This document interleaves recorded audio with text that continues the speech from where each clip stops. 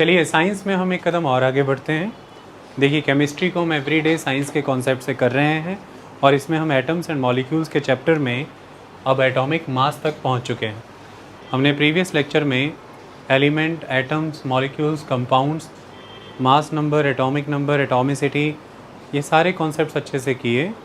आज हम आगे बढ़ेंगे और इसके आगे हम केमिकल फार्मूलाज की राइटिंग, वैलेंसी और कंपाउंड्स कैसे फॉर्म होते हैं, केमिकल फार्मूला कैसे लिखे जाते हैं, उन चीज़ों को समझेंगे हमारी ज़रूरत के हिसाब से। ध्यान रहे कि हमने एक 9th क्लास के बुक को बेस में रख के इन कॉन्सेप्ट्स को समझा है, लेकिन हमें वो न्यूमेरिकल सॉल्व नहीं करने हैं। हमें वर्ड्स की अंडरस्टैंडिंग ज़्यादा फोकस करनी है, ताकि हम जब आर्टिकल्स रीड करें, हम कोई भी रीसेंट डेवलपमेंट्स के बारे में पढ़ें, हमें वो विद इन अ मिनट समझ आ जाएं, हम वहाँ पर इन चीज़ों में ना फंस जाएं कि ये टर्म क्या यूज़ हुई है। ओके, चलिए देखिए यहाँ पर हमने लिखा है एटॉमिक मास और एक टर्म हमने पढ़ी थी मास नंबर। मास नंबर हमने बहुत क्लियरली समझा कि एटम सब एटॉमिक पार्टिकल्स लेवल पर डिवाइडेड है, जिसके न्यूक्लियस में प्रोटॉन और न्यूट्रॉन है और जिसके सराउंडिंग जो एनर्जी शेल्स हैं उसमें इलेक्ट्रॉन्स हैं। हमने ये समझा कि इलेक्ट्रॉन्स का जो वेट है, या जिसे आप यहाँ पर मास कह रहे हैं, वो बहुत नेग्लिजिबल है, तो हम उसे कंसिडर ही नहीं करते। लेकिन प्रोटॉन और न्यूट्रॉन का मास कंसिडरेबल है, तो प्रोटॉन और न्यूट्रॉन के मास को जोड़ा और हमने बनाया the mass number of that atom या mass number of that element. इस तरह से हमने मास नंबर अचीव किए सबके, प्रोटॉन एंड न्यूट्रॉन को ऐड करके। ओवरऑल जब हम कोई भी डिस्कशन करते हैं यही मास नंबर यूज़ होता है, बट इस मास नंबर की खासियत है ये ऑलवेज़ होल नंबर में होगा, ये होल नंबर में होता है। लेकिन इसके साथ ही जब हमें बहुत ही स्पेसिफिक कैलकुलेशंस करनी होती हैं, जब हम मोल कॉन्सेप्ट में चले जाते हैं, तब हमें इनके स्पेसिफिक मासेस की नीड होती है, जो फ्रैक्शंस में भी आ सकते हैं, जो पॉइंट्स में भी आ सकते हैं। तब हम एटॉमिक मास कॉन्सेप्ट यूज़ करते हैं। अब आप यहाँ पर बिल्कुल देख लीजिए कि हमने एटॉमिक मास निकाला है, हाइड्रोजन का 1 निकला है और ऑक्सीजन का 16 निकला है। मास नंबर भी यही रहेगा, मास नंबर भी 16 ही आता है ऑक्सीजन का। 8 + 8 8 प्रोटॉन, तो फिर उतने ही न्यूट्रॉन, और इसी तरह से हाइड्रोजन का भी वही आएगा। सो कुल मिलाकर के atomic mass, mass number similar ही आएंगे आपको, लेकिन पॉसिबिलिटी है कि एटॉमिक मास को ही जनरलाइज करके होल नंबर में मास नंबर के तौर पे दिखाया जाता है। हम पॉइंट्स को वहाँ पर निगेट कर देते हैं, राउंड ऑफ फिगर बना देते हैं। पर जब स्पेसिफिक कैलकुलेशंस की बारी आती है, तब हमें ज़रूरत एटॉमिक मास की पड़ती है। और वैसे भी केमिस्ट्री में बड़े लेवल कैलकुलेशंस में एटॉमिक मास ज़रूरी है। अब समझें इस टर्म के बारे में, बार बार ये बात आ रही है एटॉमिक मास, तो ये इसकी एग्जिस्टेंस या इसकी ज़रूरत क्यों पड़ती है? देखो, बड़ा आसान होता है जब आप ये कह देते हैं कि ये मोबाइल 500 ग्राम्स का है, या बड़ा आसान हो जाता है, आप कई बारी वैसे तो हम लीटर्स में बात करते हैं या मिलीलीटर्स में बात करते हैं, पर आप ये कह देते हैं कि 1 किलोग्राम दूध है इसमें, 1 किलोग्राम। आप इसी तरह की क्वांटिटीज़ को अब तक समझते आए हैं, या तो किलोग्राम सुनते आए हैं या ग्राम सुनते आए हैं, लीटर, मिलीलीटर सुनते आए हैं। हम वज़न के हिसाब से बात कर रहे हैं, आउंस या पाउंड्स ये सुनते आए हैं। मुद्दे की बात यह है कि हमने ये जाना कि जो आप 1 किलोग्राम या 1 लीटर मिल्क की बात कर रहे हो, या 500 ग्राम्स के मोबाइल्स की बात कर रहे हो, या 1 किलोग्राम पोटैटो या टोमेटो की बात कर रहे हो, ये तो ठीक है, जो फिज़िकल मैटर दिख रहा है आपने उसका वेट कर लिया। फिज़िकल मैटर जो दिख रहा है, जो आपकी आंखों के सामने है, आपने उसे मेजर कर लिया। बट हम ही ने तो ये समझा था कि हर मैटर के जो बेस में है वो एटम है। सभी मैटर जो इस प्लेनेट पर है वो एटम से बना है। तो इसका मतलब उस 1 किलो आलू, इस 500 ग्राम के मोबाइल, या उस 1 लीटर दूध के जो बेस में है वो एटम है। आपको दूध दिख रहा है, आपको आलू दिख रहे हैं, आपको मोबाइल दिख रहा है, आप उसका वज़न कर सकते हैं, पर जो दिख ही नहीं रहा, जो नेकेड आइज़ के साथ ऑब्ज़र्व ही नहीं हो सकता, बेस में तो वही है। क्या आप इतनी कैपेबिलिटी डेवलप कर सकते हो कि आप मेजर करते करते करते सीधा उसे ही मेजर कर लो जिससे सब कुछ बना है? आपको एटम ही का वज़न पता चल जाए, आपको एटम ही का मास पता चल जाए, उसे तो मेजर करना पड़ेगा ना। अगर हम एटॉमिक लेवल पर स्टडी कर रहे हैं, हम एटॉमिक लेवल पर चीज़ों को समझ रहे हैं, क्योंकि केमिस्ट्री चीज़ों को एटॉमिक लेवल पर देख रही है, इवन सब एटॉमिक लेवल पर देख रही है। तो जब हम उस लेवल पर चले गए तो ये तो एक बड़ी कमज़ोरी रह जाएगी कि हम उस लेवल पर उसे मेजर नहीं कर पा रहे हैं इन वेट, उसके मास को आइडेंटिफाई नहीं कर पा रहे। ये कमज़ोरी कैसे कंटिन्यू हो सकती है? ये तो सही नहीं। तो यहाँ पर ये ज़रूरी है कि हम उसके मास को भी मेजर करें। ओके, अब यहाँ पर चुनौती है क्या? ये जो मोबाइल है, मैंने आसानी से कहा कि 500 ग्राम्स। कैसे कह दिया मैंने 500 ग्राम्स? इसको तोलने के लिए मैंने आधे किलो का या 500 ग्राम्स का बट्टा इस तरफ तराजू में चढ़ाया होगा, या फिर मैंने कह दिया 1 लीटर दूध। उस 1 लीटर दूध के लिए मैंने यहाँ इस तरफ 1 लीटर के मुकाबले का हो सकता है 1 किलोग्राम का बट्टा चढ़ाया होगा। और आपने 1 किलो आलू ले लिए तो दुकानदार ने क्या किया, रेडी वाले ने 1 किलो का बट्टा रखा था। कई बार उसके पास बट्टे ज़्यादा नहीं होते, तो मतलब वेट्स एंड मेजर्स ज़्यादा नहीं होते, तो क्या करता है, 1 किलो का बट्टा इधर रख के इस तरफ एक ईंट को तोल लेता है, और फिर वो ईंट को भी एज अ यूनिट यूज़ करने लग जाता है फॉर द मेजरमेंट। कहने का मतलब ये है कि हमने जो भी तोला है वो किसी के कॉन्टेक्स्ट में तोला है, किसी के कंपैरिजन में हमने मेजर किया उसे। हमने जो वेट किया वो किसी के अनुपात में किया, किसी के प्रोपोर्शन में किया। इसीलिए जो हमने किया वो रिलेटिव मेजरमेंट है, दैट इज़ रिलेटिव मेजरमेंट। इसे हम क्या क्या क्या पुकारते हैं, रिलेटिव मेजरमेंट। और जिसके कॉन्टेक्स्ट में हमने किया वो हमारा स्टैंडर्ड यूनिट था। इस तरह से दुनिया भर में हमने स्टैंडर्ड यूनिट्स अचीव किए हैं, ग्राम, किलोग्राम, लीटर्स, मिलीलीटर्स, ये हमारे स्टैंडर्ड यूनिट्स हैं। इन्हीं के कॉन्टेक्स्ट में हम हर चीज़ को जोखते हैं, तोलते हैं, दैट्स ऑल। अब ये तो बड़ा आसान था, 1 किलोग्राम का बट्टा लिया, रखा और 1 किलो आलू तोल दिए, 10, 12, 15 आलू चढ़ गए होंगे। लेकिन आलू को जब खोला तो अंदर से निकाला एटम। तो किसी के मन में ये चुल उठी, एटम तोलना है भाई। दुकानदार से बात की कि वह एटम तोल दे। उसने कहा दिख ही नहीं रहा, कहाँ है, क्या तुलवाना है तुझे? तो उसे दिखाया, फिर ये देख, इक्विपमेंट यूज़ किया और दिखाया कि इसे तोलना है। कहता है इसे तोलने लायक कोई स्टैंडर्ड यूनिट मेरी रेहड़ी पे तो नहीं है भाई, इसे तो मैं वेट नहीं कर सकता। तो ये बड़ी चुनौती बनी रही साइंटिस्टों के सामने कि एटम जितना हल्का, एटम जितनी अदृश्य सी चीज़ कहाँ से ढूंढ के लाएं जो एटम को तोल दे। एटम जैसा ही कुछ एटम को तोल सकता है। एटम को कौन तोलेगा? एटम को एटम ही तोलेगा, एटम को कोई और तो तोल नहीं सकता। डन हो गई कहानी। तो यहाँ से फिर एटम को तोलने के लिए जो हमारी मदद करने आए वो एटम ही आए। एक एटम ने आके बोला कि आप ये मानते हो ना कि एटम वो हैं जो बहुत छोटे हैं, जो दिखते नहीं, सही है ना? कहते हैं हाँ। तो कहते आपको सारे एटम तोलने हैं? कहते हैं हाँ। कहते कितनी तरह के एटम होते हैं?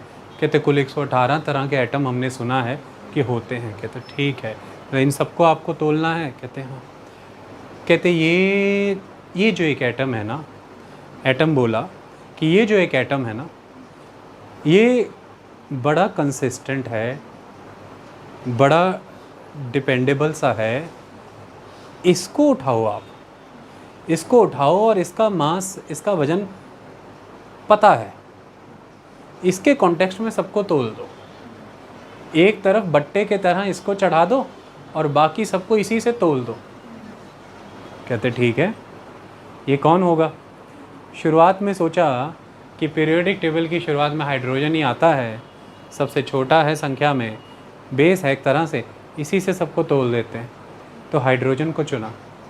लेकिन हाइड्रोजन के कारण समस्या ये आती थी कि फिगर्स काफ़ी फ्रैक्शंस में आती थी, तो साइंटिस्टों को इसमें चुनौती आने लगी कि ये ठीक नहीं, क्यों नहीं हम इसका कोई रिप्लेसमेंट लेकर के आएँ। तो फिर बारी आई ऑक्सीजन की। ऑक्सीजन लंबे समय तक यूज़ हुआ to measure the atomic mass. लेकिन ऑक्सीजन की क्या खासियतें थी? एक तो बहुत रिएक्ट करता था, तो एक तो सबसे रिएक्ट कर लेता था, अच्छा था, सबसे रिश्ता था उसका। दूसरी तरफ रिज़ल्ट भी होल नंबर में ही आता था, लेकिन एक्यूरेसी नहीं आ पाई उतनी। समय आगे बढ़ा और किसी तरह से हम कार्बन पर आए, और कार्बन का एक आइसोटोप हमने पकड़ा। आइसोटोप हम आपको पढ़ा चुके हैं, वो जिसका कि एटॉमिक नंबर तो सेम रहता है, मास नंबर वेरी करता है। हमने कार्बन का एक आइसोटोप लिया, दैट इज C12। ये जो हमने आइसोटोप लिया, आज हम 1961 से अब तक इसी ही कार्बन आइसोटोप के कॉन्टेक्स्ट में सारे एटम्स का एटॉमिक मास निकालते आ रहे हैं। सारे एटम्स का एटॉमिक मास इस कार्बन 12 के कॉन्टेक्स्ट में ही निकालते आ रहे हैं। दैट्स ऑल, कोई दिक्कत की बात ही नहीं। अब अगला सवाल तो यहाँ से ये पैदा हुआ कि फिर कैसे निकालते हो इसके कॉन्टेक्स्ट में? बड़ा सरल है। यहाँ पर आप किसी भी तरह इमेजिन करो इस कार्बन 12 को, नाम में ही 12 कितना अच्छा लग रहा है, ऐसा इमेजिन करो कि जो पूरा का पूरा कार्बन 12 है, पूरा कार्बन 12, दीपक के हाथ में मैंने ये पूरा कार्बन 12 पकड़ा दिया। पकड़ो, ये 12 किलो का है, ऐसा इमेजिन करो ये 12 किलो का है, ठीक है? लेकिन ये पूरा कार्बन 12 12 किलो का है। और हमें क्या चाहिए?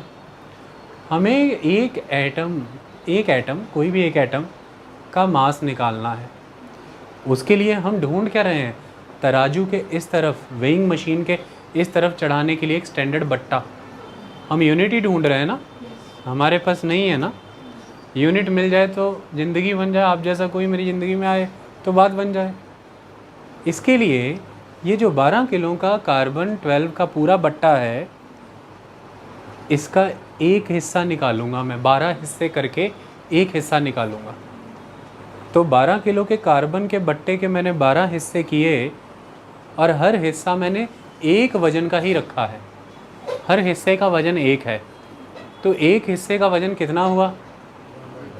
1 kilo.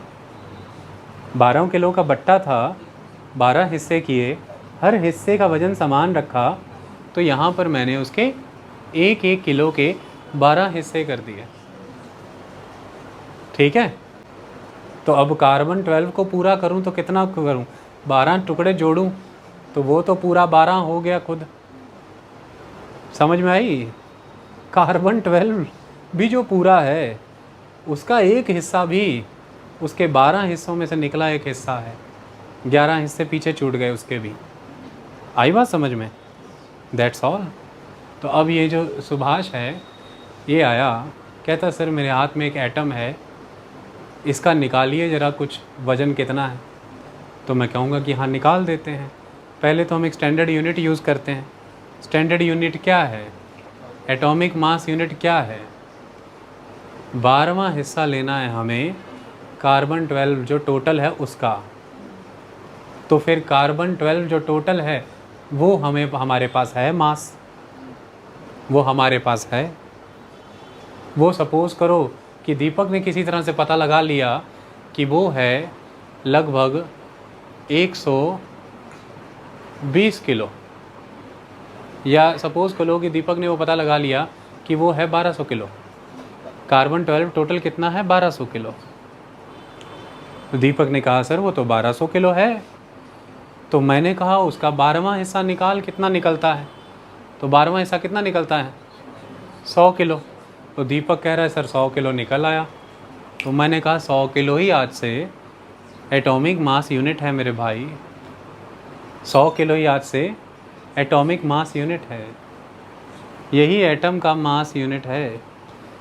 Atomic mass unit 100 kilo ले करके चढ़ा दो बट्टा और तोल दो एटम कोई दिक्कत की बात नहीं आज के बाद। वो कहता ठीक है सर, कहानी समझ आ गई। अब हम उसे जो लिखा है इसके हिसाब से समझने की कोशिश करते हैं। तो ऐसे में आप एकदम पॉइंटों में एटॉमिक मास मेजर कर लेते हैं। और ये जो हुआ है ये रिलेटिव एटॉमिक मेजरमेंट है, RAM। ओके, आपने एटॉमिक मास को रिलेटिव सेंस में मेजर किया ना, क्योंकि जिस भी किसी एटम का आपको मास करना है मेजर, आपने उसने किसके रिलेशन में किया, किसके रिलेशन में किया? कार्बन 12 के 12वें हिस्से के रिलेशन में किया।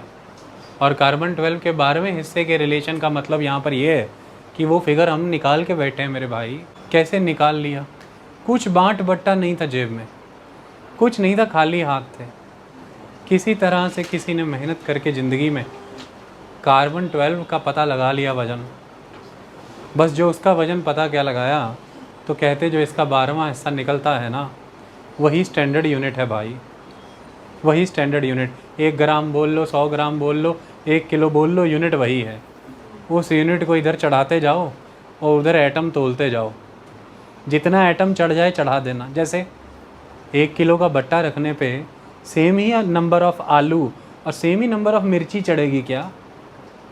आलू कम चढ़ेंगे नंबर में, मिर्ची तो कितनी चढ़ जाएगी। तो कहते इधर बट्टा यही चढ़ाना है हर बार, उधर जो चढ़ाना चढ़ाते रहना। तो बट्टा चढ़ाना माने आधार इसको रखो, माने डिनोमिनेटर में इसको रख लो, बेस में इसको रख लो, और न्यूमरेटर में उसको रखो जिसको चढ़ा रहे हो, है कि नहीं? जैसे तोलना जोखना है और रिज़ल्ट वो निकल आएगा जो तुम पता लगाना चाहते हो। That's all. चलो इसे पढ़ने की कोशिश करो। अब देखो, तो हमने लिखा है डेल्टन ने शुरुआत की, इसकी शुरुआत हाइड्रोजन से हुई, ऑक्सीजन पे आए, और 1961 से ही ये हम कार्बन 12 यूज़ कर रहे हैं। सो ईच, अब डेल्टन क्या बोलते हैं सुनो, each element had a characteristic atomic mass. तो हर एलिमेंट, हाइड्रोजन एलिमेंट है, ऑक्सीजन एलिमेंट है, आयरन एलिमेंट है। तो इस तरह से लिखते चले जाओ, लगभग 118 एलिमेंट बना लो, सरलता के लिए 100 का एलिमेंट। तो डेल्टन ने बोल दिया कि जितने भी ये मैं एलिमेंट बता रहा हूँ ना आपको, ये सभी एलिमेंट के अपना अपना एक कैरेक्टरिस्टिक एटॉमिक मास है, यानी कि सबका अपना आप एक एटॉमिक मास है। तो जैसे ही एलिमेंट के एटॉमिक मास की बात साइंटिस्टों ने सुनी, उनके मन में एक्साइटमेंट पैदा हुई, क्योंकि एलिमेंट जो है उसके अंदर तो बेअंत एटम मिलते चले जाएंगे, एलिमेंट एटमों से बना है। तो ऐसे में उनके मन में ये जिज्ञासा पैदा हुई कि फिर एटम का मास देखा जाए। अगर सभी एलिमेंट के अपने अपने मास हैं तो फिर एटम का मास देखा जाए। तो हमें एटॉमिक मास मेजर करना है अब तो, क्योंकि सभी एलिमेंट का मास तो सेम नहीं है, सबका मास कैरेक्टरिस्टिक है। तो सबका मास अलग अलग है, तो फिर जिस किसी एलिमेंट के साथ डील करेंगे रिज़ल्ट अलग आएगा, और वो रिज़ल्ट अलग आना ही है अगर, तो हम इस मास को एक स्टैंडर्ड मास अज्यूम करके कैसे चल सकते हैं? ये तो फिर सही नहीं है। हमें अलग अलग मास के एलिमेंट मिल रहे हैं और हम आगे जाके चीज़ें बनाने वाले हैं, तो वो चीज़ें हम जिस पर्पज़ से बनाएंगे उस पर्पज़ को वो सर्व करेगी कि नहीं, इसके लिए ये जानना तो ज़रूरी है कि इसका मास क्या आएगा और उसका मास क्या आएगा। तभी हम उस चीज़ से डील कर पाएंगे। कितने मास में यूज़ करनी है, कितने में नहीं यूज़ करनी है, ये कैसे निर्धारित होगा? इसके लिए होड़ लगी कि आओ एटम का लेवल पर मास मेजर करते हैं। देखो कौन सी दुनिया चल रही है एटम वाली। यहाँ पर आज दिन तक ऐसे वेइंग स्केल्स नहीं आए जो सोने को सही तरह से मेजर कर लें। आपको पता है कि आप जब सोनार के पास जाते हैं, जो हल्की क्वालिटी की मशीन है उसमें एनोमली रहती है बहुत, प्लस माइनस रहता है बहुत। मैं हैरान था जब मेरे दोस्त ज्वेलर से बात हुई, वो नया कंडा लेके आया, कांटा 55,000 का था वो, छोटा सा। जानते हो, मैंने उससे पूछा इतने पैसे क्यों खर्चे, तो उसने बताया कि इसमें ऑलमोस्ट ज़ीरो एनोमली है। तो फिर मैंने उससे पूछा वो दूसरा जो पड़ा है जिस पे अब तक तो उसमें थोड़ी एनोमली थी, तो फिर उसने मुझे फ़र्क दिखाया वेट का। कहता है इतनी एनोमली पॉइंटों में आती है, ये मैटर करती है। फिर जब हम दिन भर में इतने तोले सोना तोलते हैं और फिर उसके बाद जब हम हल्की हल्की चीज़ों को तोलने जाते हैं तो ये मैटर करता है फिर। तो वो तो इक्विपमेंट्स प्रेशर सेंसर सिस्टम पर बेस हैं। आपने कान की बाली रखी, प्रेशर क्रिएट हुआ, सेंस हुआ, तो आगे यूनिट्स क्रिएट हो गए, आपको दिख गया। लोगों में होड़ उठी कि एटम मेजर करना है यार, आओ चले। तो since determining the mass of an individual atom was relatively difficult task. Relative atomic mass were determined using the laws of chemical combinations and the compounds formed. Okay? तो केमिकल कॉम्बिनेशन के method को use करके हमने relative atomic मास found out करने का concept अपनाया। In 1961, a universally accepted atomic mass unit AMU, carbon-12 isotope, was chosen as the standard reference for measuring atomic masses. One atomic mass, this line is very important. One atomic mass unit, one AMU, जिसको Dalton मास भी कह सकते हैं, Dalton atom भी कह सकते हैं, DA। इसका नाम आज क्या है? आज इसका नाम है U ओनली। ठीक है, दैट इज़ यूनिफाइड मास। अब आप AMU वर्ड यूज़ नहीं करते, अब आप U वर्ड यूज़ करते हैं। So one atomic mass unit is a mass unit equal to exactly 1/12 the mass of one atom of carbon-12। समझ आ गई कहानी? One atomic mass unit, 1U कितना है या 1 AMU कितना है? वो उतना मास यूनिट है जो कि इक्वल है एग्जैक्टली 12वां हिस्सा, यानी कि 1/12 the mass of one atom of carbon twelve. Okay, so carbon twelve का एक एटम का जितना वजन है उसका 12वां हिस्सा एटॉमिक मास यूनिट है। वो जो हमने उन्हें ढक्कन पकड़ाया था वो कुल 12 किलो का था। हमने 12 हिस्से किए तो एक एक किलो के 12 हिस्से निकल आए। क्लियर? एक किलो एक हिस्से से तोला, 2 से तोलिए, 3 से तोलिए, जितने से तोलना तोलते जाइए आप, पर आपने एक एक किलो के निकाल लिए। पूरा का पूरा अगर कार्बन एटम भी पता लगाना है तो 12 के 12 हिस्सों लगेंगे। एक कार्बन एटम का अगर आपने मास पता लगाना है तो सारे 12 के 12 हिस्से उसमें एब्जॉर्ब हो जाएंगे। और बाकी सबका पता लगाना है तो carbon atom, carbon C12 isotope का जो एटम है उसका 12वां हिस्सा 1/12, उससे एटॉमिक मास यूनिट पता चल जाएगा। उसमें उन्होंने लिखा है कि the relative atomic masses of all elements have been found with respect to an atom of carbon twelve. जैसे कि relative atomic mass RAM is equal to mass of an atom, जो भी आपके पास एटम है उसका जो मास, divided by mass of a standard atom. जैसे उदाहरण के तौर पर 1 एटॉमिक मास यूनिट या फिर 1 AMU is equal to 1/12 mass of 1 atom of carbon twelve. अब आगे मास ऑफ कार्बन कितना है? 1.99 इंटू 10⁻⁻23 ग्राम। ठीक है, अब हम मास ग्राम कॉन्सेप्ट में है इस समय एटॉमिक मास के आगे। तो 1 MU या 1 यूनिफाइड मास कितना हुआ? 1/12 the mass of 1 atom of कार्बन-12।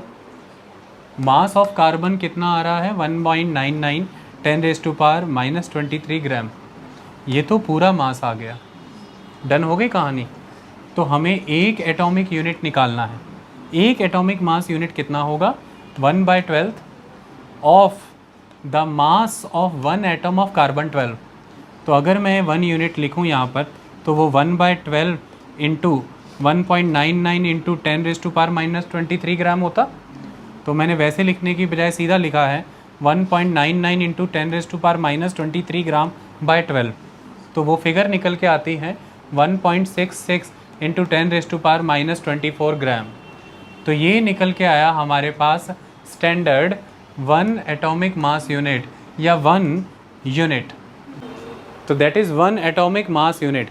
मतलब अगर आप ग्राम में, लीटर में चीज़ें ले रहे हैं, अच्छी बात है। अगर देने वाले में कैपेसिटी है और आप संभाल सकते हैं तो आप इस यूनिट में भी चीज़ें मांग सकते हैं शॉपकीपर से दुकान पे जाके। डन। अब इसी फिगर के बेसिस पर आप रिलेटिव एटॉमिक मास किसी का भी निकाल लीजिए। आपके पास टेबल होगा, चार्ट होगा, आपको वेट ऑफ हाइड्रोजन बताया गया है 1.67 इंटू 10⁻⁻24। आप एटॉमिक मास निकालना चाहते हैं हाइड्रोजन का, तो 1.67 into 10⁻⁻24 gram divided by 1.66 into 10⁻⁻24, that is 1 unified mass. That is the answer. That is the atomic mass of hydrogen atom. उसके बाद oxygen, there is a weight 2.66 into 10⁻⁻23 gram divided by 1.66 into 10⁻⁻24 gram, that is 16 unified mass, that is 16 atomic mass. क्यों हम ये बार बार ऐसा कर रहे हैं? क्योंकि relative atomic mass is equal to mass of one atom of any element, जो भी एलिमेंट आप लेना चाह रहे हैं उसका mass of one atom divided by that atomic mass unit. Atomic mass unit हमने कैसे डिराइव किया था? That is the 1/12 of the mass of the one atom of the carbon 12। तो उसको हमने डिराइव कर लिया, इसलिए यहाँ पर सीधा लिखा है। अगर हम अदरवाइज़ हम उसे 1/12 के कॉन्टेक्स्ट में भी लिख सकते थे। आई बात समझ में? पर हमने वो फिगर डिराइव कर ली है, इसलिए हम उसे सीधा यहाँ पर यूज़ कर रहे हैं।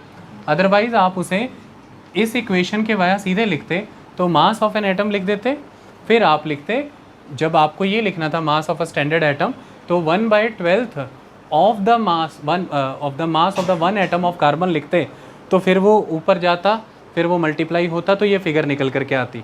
बट हमने सीधा निकाल लिया, तो हमने उसको सीधे यहाँ पर निकाल दिया। ओके, इस तरह से आपको ऑक्सीजन का, हाइड्रोजन का, कार्बन का, सभी का वेट मिला रहेगा। आप उन सब का इस फॉर्मूले के माध्यम से रिलेटिव एटॉमिक मास यानी कि यूनिफाइड मास यानी कि एटॉमिक मास यूनिट की मदद से ये फिगर डिराइव करेंगे। इतनी बात समझ में आई? किसी तरह का कोई डाउट इसमें? समझ में आया क्या हुआ कि नहीं? सिंपल कहानी थी, हमारे पास कुछ नहीं था, सिंपल इतनी एक नॉलेज थी कि एक एटम होता है। हमारे मन में ये विचार आया कि हमें एटम का भी मास फाइंड आउट करना है, क्योंकि हमें ये कहा गया कि हर जो एलिमेंट है उसका एक कैरेक्टरिस्टिक एटॉमिक मास होता है। तो हमने सोचा हम उसे भी मेजर करेंगे, लेकिन अब वो क्योंकि इतना छोटा है और अदृश्य है, तो ये संभव नहीं था कि हम अवेलेबल स्टैंडर्ड यूनिट्स की मदद से उसे किसी मैने में भी मेजर कर सकें। तो फिर हमने यूटिलाइज़ किया द स्टैंडर्ड यूनिट। हमने वो पहले एक स्टैंडर्ड यूनिट बनाया। जब हमने वो स्टैंडर्ड यूनिट बनाया, वो स्टैंडर्ड यूनिट बना कार्बन 12 आइसोटोप की मदद से। अब वो स्टैंडर्ड यूनिट बना करके हमने जितने भी हमारे एलिमेंट्स हैं उन सभी एलिमेंट्स के वेट्स डिराइव कर लिए। वो स्टैंडर्ड यूनिट की मदद से हमने सारे एलिमेंट्स के वेट डिराइव कर लिए, और वो सभी वेट्स डिराइव करने के बाद हमने सभी के सभी एटम्स के लिए, एलिमेंट्स के लिए रिलेटिव एटॉमिक मास कॉन्सेप्ट यूज़ करके सबका एटॉमिक मास आपके सामने निकाल के रख दिया, और वो फिगर आपके सामने है। आई बात समझ में? क्लियर हुई कहानी? So that is the concept. Atomic mass आपके लिए, जो आपका सब्जेक्ट मैटर है उसको समझने के लिए इतना पर्याप्त है। इससे ज़्यादा मुझे नहीं लगता कि आपको समझने की ज़रूरत है। It is more than enough. Simple concept mind में रखना है कि हम जब भी कुछ मेजर करते हैं उसमें एक तरफ वेइंग मशीन के एक स्टैंडर्ड यूनिट होता है। That is the one thing. जो हम मेजर कर रहे होते हैं वो रिलेटिव मास मेजर होता है। मतलब तराजू के एक पलड़े में जो आलू मेजर किया आपने, पोटैटो, जो भी आपने मोबाइल मेजर किया या जो मिल्क आपने मेजर किया, वो आपने रिलेटिव मास अचीव किया है। क्या अचीव किया है? रिलेटिव मास अचीव किया है। जिसके मदद से वो आपने मेजर कर पाए वो स्टैंडर्ड यूनिट था। ठीक है? तो ये स्टैंडर्ड यूनिट एक तरफ, और ये जो क्वांटिटी आप मेजर करने जा रहे हैं वो एक तरफ। जो अचीव हो रहा है रिलेटिव मास अचीव हो रहा है। डन हो गई कहानी? तो इसी तरह से रिलेटिव एटॉमिक मास हमने अचीव किए हैं, और वो रिलेटिव एटॉमिक मास हमने इस मैनर में अचीव किए हैं कि सबसे पहले हमें स्टैंडर्ड यूनिट चाहिए था, और वो स्टैंडर्ड यूनिट हमने कैसे अचीव किया? जो स्टैंडर्ड एटम है उसका मास लेके। और हमारे इस केस में वो स्टैंडर्ड एटम कौन है? एक एटम कार्बन 12 आइसोटोप का। और हमने वो स्टैंडर्ड एटम किस फॉर्म में लिया है यहाँ पर? वो जो एटम है, जो स्टैंडर्ड एटम है कार्बन 12 आइसोटोप का, उसका 1/12 हमने माना है एटॉमिक मास यूनिट को, यानी कि 1 यूनिफाइड मास को। क्योंकि एटॉमिक मास यूनिट बच्चों के लिए ज़्यादा जनरल टर्म है तो मैं बार बार वो यूज़ कर रहा हूँ। ओके, तो हमने वो पहले ही कर लिया, इसकी वजह से हम एक फिगर तक पहुँच गए। तो हम जब फिगर तक पहुँच ही गए तो हमने यहाँ पर सीधे mass of that standard atom ही फिल कर दिया, क्योंकि वो फिगर हमने यहाँ से अचीव कर ली है। कैसे अचीव कर ली हमने वो ऐसे अचीव करी कि ध्यान से देखो कि मास ऑफ कार्बन कितना है, 1.99 इंटू 10⁻⁻23 ग्राम। अब एक एटॉमिक मास यूनिट कितना हम मान करके चल रहे हैं? हमने ये माना है कि कार्बन 12 के एक एटम का 1/12, या मैं उसे तब से 12वां हिस्सा कह रहा हूँ। ये तो डन हो गया, ये एक एटॉमिक मास यूनिट है, ये हमारा स्टैंडर्ड यूनिट है। तो that is very clear, picture is in front of you कि एक atomic mass unit is equal to 1/12 the mass of 1 atom of carbon 12, और mass of 1 atom of carbon 12 1.99 into 10⁻⁻23 gram है। तो फिर 1 atomic mass unit is equal to क्या होगा? That is 1/12 into 1.99 into 10⁻⁻23 gram. तो वो क्या हो गया? आंसर इज़ द 1.66 10⁻⁻24 ग्राम। ये है हमारा एक एटॉमिक मास यूनिट, ये हमारा स्टैंडर्ड यूनिट हो गया। तो यही हुआ that mass of a standard atom, ये स्टैंडर्ड एटम का मास हम कैसे निकाल पाते? नहीं निकाल पाते ना। मैंने बोला था जब मैंने दीपक के हाथ में वो ढक्कन दिया था कि वो 12 किलो का है। मैंने बोला था इस एग्जाम्पल में 1200 किलो, 1200 किलो का 12वां हिस्सा 100 किलो हुआ, 12 किलो का 12वां हिस्सा 1 किलो हुआ। ऐसे ही ये 1/12 निकालने के लिए आपके हाथ में किसी चीज़ का कोई मास तो होना चाहिए। हमारे पास कार्बन 12 का वो मास आया, हम लॉजिकली वहाँ तक पहुँच पाए हैं, इसीलिए तो हमने यहाँ पर ये मास पहले मेंशन किया 1.99 इंटू 10⁻⁻23 ग्राम। जब ये हमारे पास वी हैव दिस मास, जैसे सपोज़ कीजिए कि क्लास में आपको किसी का मास नहीं पता है, लेकिन आपको ये पता है कि किसी एक बच्चे का मास इतना है, जैसे कि किसी एक बच्चे का मास है 100 किलो, समझ में आई? और दूसरी तरफ आप ये कह पा रहे हैं कि ये सभी बच्चों का अगर मास मेजर करना है तो उसका बेसिक टूल ये है कि आप एक स्टैंडर्ड यूनिट यूज़ करिए, और इस बच्चे का मास है 100 किलो, तो इसका जो 1/10 होगा वो एक स्टैंडर्ड यूनिट है, तो 1/10 इसका होगा 10 kg, तो 10 kg is the standard unit. अब 10 kg स्टैंडर्ड यूनिट यूज़ करके आप पता लगाइए कि इन सभी बाकी बच्चों का मास कितना है। तो आप 10 kg को एक स्टैंडर्ड बट्टा बना करके इन सबको उस तरफ चढ़ाते जाएंगे, और उस तरफ जब इन्हें चढ़ा देंगे तो आपको पता लग जाएगा कि 10 kg के कितने बट्टे चढ़ाने हैं। तो 10 kg के उतने बट्टे चढ़ाते जाओ, उतना इन सब का मास निकलता जाएगा। तो इन सब के मास निकाल के रख दिए एक किनारे, इन सब के मास निकाल के रख दिए एक किनारे। और वो किसकी मदद से निकाले? पहले तो एक बट्टा पैदा करना पड़ेगा ना, एक नाप पैदा करना पड़ेगा ना, जिसके कॉन्टेक्स्ट में सबको मेजर करेंगे। जब तक हमें मेजर करना किसके कॉन्टेक्स्ट में यही नहीं पता, तो ये कैसे हो सकता था?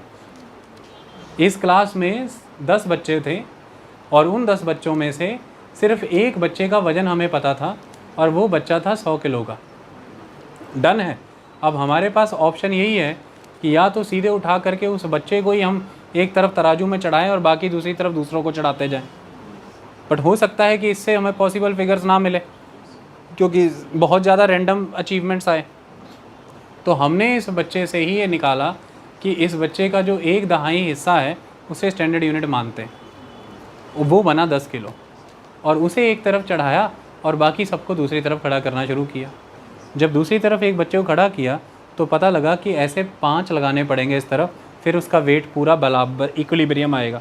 तो 5 चढ़ाए तो उसका मास निकला, इसी तरह से 6 चढ़ाए तो किसी दूसरे बच्चे का निकला, 8 चढ़ाए तो किसी और का निकला। तो इस तरह से कई बार आप क्या करते हैं कि स्टैंडर्ड यूनिट्स चढ़ाए बिना आप सीधे पहले मटेरियल ला करके रख देते हैं तराजू पे। अक्सर जब आप आटे की थैली लेते हैं या चीनी की बोरी लेते हैं तो वो रैंडमली भरते हैं पहले और फिर उन्हें उला के वेइंग मशीन पे रखते हैं, फिर उसके बराबर उस तरफ स्टैंडर्ड यूनिट्स चढ़ाने शुरू करते हैं। बट ये इसलिए हो पाता है कि उनके पास कुछ स्टैंडर्ड यूनिट्स हैं, तो इसीलिए हमें एक स्टैंडर्ड यूनिट तो बनाना ज़रूरी था, एक स्टैंडर्ड यूनिट तो बनाना ज़रूरी था।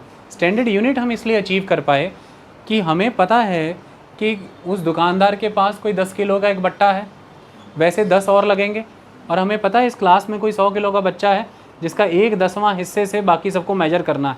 पर यहाँ पे इसका 100 किलो और वहाँ पे उस बट्टे का 10 किलो पता था ना। इसी तरह से साइंटिस्ट, मोबाइल लाइट ऑन करो फटाफट, इसी तरह से साइंटिस्ट अपनी मेहनत के बल पर ये फिगर उन्होंने आइडेंटिफाई की, दैट इज़ कार्बन 12। तो कार्बन 12 चुनने का कोई कारण रहा ना, इतना बड़ा पीरियोडिक टेबल है और उसमें से ज़रूरी भी नहीं था कि आप आइसोटोप को चुनें। आपने आइसोटोप चुना तो उसकी कोई खासियत थी ना। जैसे कार्बन डेटिंग के लिए हम C14 आइसोटोप चुनते हैं। क्यों चुनते हैं? क्योंकि केमिस्ट्री के लगातार एक्सपेरिमेंटों से पता चला कि कैसे डिके होती हैं चीज़ें, क्या निकल जाता है, क्या बाकी रह जाता है। तो उस हिसाब से अगर हमने इसे चुना तो इसका कोई कारण था। ये हमारे पास एक मास आया हुआ है, ये मास ऑफ कार्बन 1.99 इंटू 10⁻⁻23 ग्राम आया है। अब हमें बिल्कुल ठीक क्लास में ये 100 किलो का बच्चा आया हुआ है। अब हमें क्लास के बाकी बच्चे मेजर करने हैं। तो किसी ने कह दिया इसका 1/10 जो निकलेगा उससे बाकी बच्चे मेजर कर लेना, वो हो जाएंगे। और फिर हमने इसका 1/10 माने कि हमने निकाला 1/12।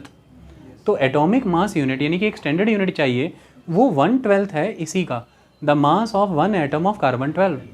तो वही 1 एटॉमिक मास यूनिट कितना निकला, 1/12 ऑफ दिस फिगर, वो निकल के आया 1.66 इंटू 10⁻⁻24 ग्राम।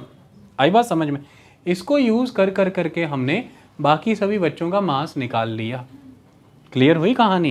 तो अब हम इस फिगर, इस कॉन्सेप्ट पर आ गए, that is relative atomic mass. Relative atomic मास कहता है कि मास of an atom, mass of a standard atom. ऊपर एटम का मास रखेंगे, नीचे स्टैंडर्ड एटम का मास रखेंगे। तो यहाँ पर RAM is equal to mass of 1 atom, नीचे 1.66 that is standard atom, 1.66 into 10⁻⁻24 gram. जैसे हमने फाइंड आउट किया है हाइड्रोजन का, that is 1.67 into 10⁻⁻24 divided by 1.66 into 10⁻⁻24, that is 1 atomic mass unit, that is 1 U। ये एटॉमिक मास है hydrogen का। ऐसे ही 16 निकला किसका, ऑक्सीजन का। ओके, तो इस तरह से हमने इन सब के in context of carbon 12 isotope के 1/12 पार्ट के नज़र कॉन्टेक्स्ट में एटॉमिक मास निकाल के रख लिए। ओके, और हम उसको रिलेटिव एटॉमिक मास ही पुकारेंगे क्योंकि हम केमिस्ट्री में डील कर रहे हैं और आप आम जनमानस के तरह घरेलू ज़िंदगी में डील करते हुए कभी भी ये नहीं बोलते कि वो आलू रिलेटिव मास एटॉमिक मास है, मतलब वो रिलेटिव मास है पोटैटो का। असल में वो रिलेटिव मास ही है, पर आप बोलते नहीं हो। वो क्या है, रिलेटिव मास है, पर आप बोलते नहीं हो। ठीक इसी तरह से वो मोबाइल का मास भी रिलेटिव मास था। तो इस तरफ रिलेटिव मास है, रिलेटिव टू समथिंग। क्यों? It is relative to the standard unit, it is relative to the standard unit. Clear है कहानी? That's all. तो इस तरह से अब उस स्टैंडर्ड यूनिट की मदद से आपने रिलेटिव मासेस निकाल के रखे हुए हैं। स्टैंडर्ड यूनिट तो एक तरफ है, रिलेटिव मासेस ऐसे हो सकते हैं ना, 2 किलो, 4 किलो, 10